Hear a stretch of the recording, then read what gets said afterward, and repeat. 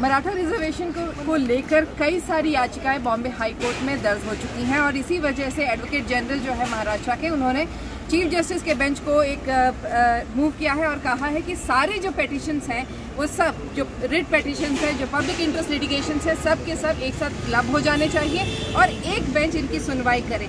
लेकिन हमारे साथ इस वक्त हैं गुणरत्न सदावर्ते जो एक याचिका करता है।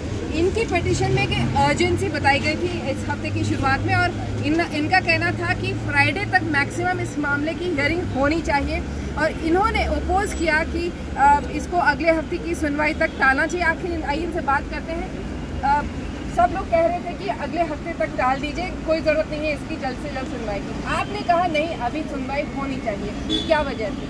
देखिए, वजह यही है कि 9 तारीख तक, 9 मार्च 2024 तक मेडिकल, BAMS, डेंटल सारे प्रोफेशनल कोर्सेज के एप्लीकेशन फॉर्म लगवाने की डेट है और जो है खुले वर्ग के लिए सिर्फ 28% जो है जनरल कैटेगरी को सीट्स रहते हैं, जैसे कि ब्राह्मण, ठाकुर, जैन, मारवाड़ी, गुजराती और जो टैलेंट से आते हैं। तो हमने माननीय उच्च न्यायालय से विनती की है कि अगर से एक बार ये डेट्स निकल जाती है तो और लोग भर्ती हो जाते हैं तो उन्हें निकलने का खामियां बहुत बड़ा सरकार को हमारे पॉकेट से जाता है, जो टैक्स पेयर्स है।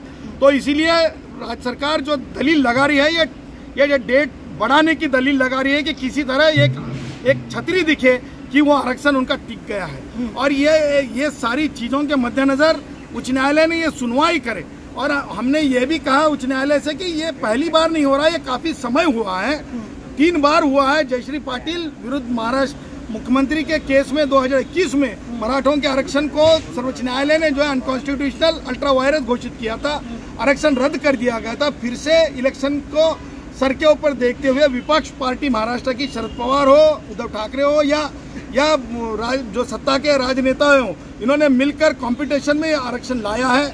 इसके ऊपर हमने जब जो एडवर्टाइजमेंट बताई तो कोर्ट ने ये कहा कि नहीं, इस मैटर को अर्जेंसी देनी जरूरी पड़ेगी।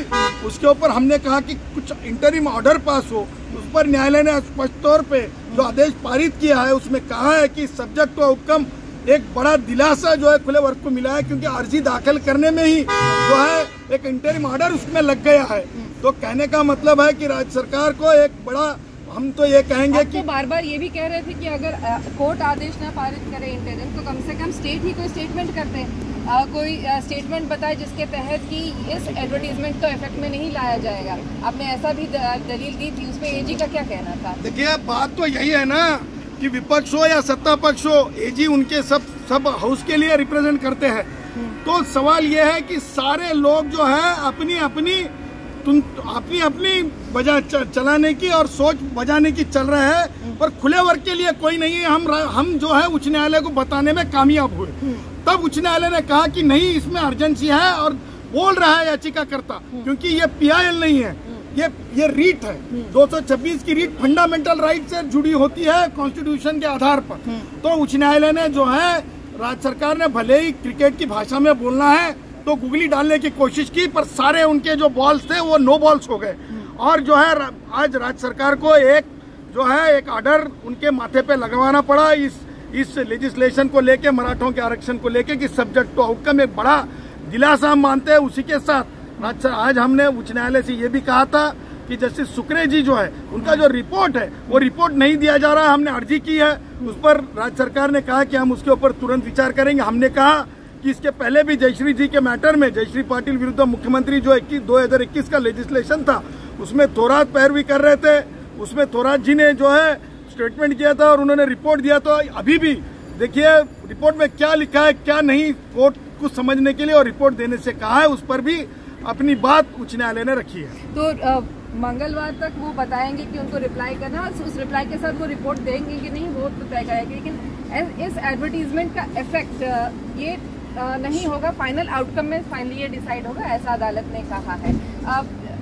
चीफ जस्टिस जो है वो कब तक डिसाइड करेंगे, इसके बारे में कोई जानकारी है? कब तक पता चलेगा कि सारे पिटीशंस क्लब हो गए हैं और वो कौन सा बेंच हियर करने वाला है इस पूरे मामले को? देखिए, ये तो समय निकालने की बात है।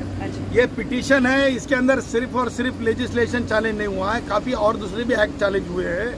ये चलते हुए ऑनरेबल चीफ जस्टिस साहब को ये बताया नहीं गया एडवर्टाइजमेंट के बारे में, ये पिटीशन फिक्स हो गई, ये बताया नहीं गया, जानबूझकर ये नहीं उनका इत्तला कर दिया गया। ये हमने उच्च न्यायालय में भी बोला, एडवोकेट जनरल ने भी ये फेयरली माना कि हमने एडवर्टाइजमेंट के बारे में वहाँ नहीं बोला है।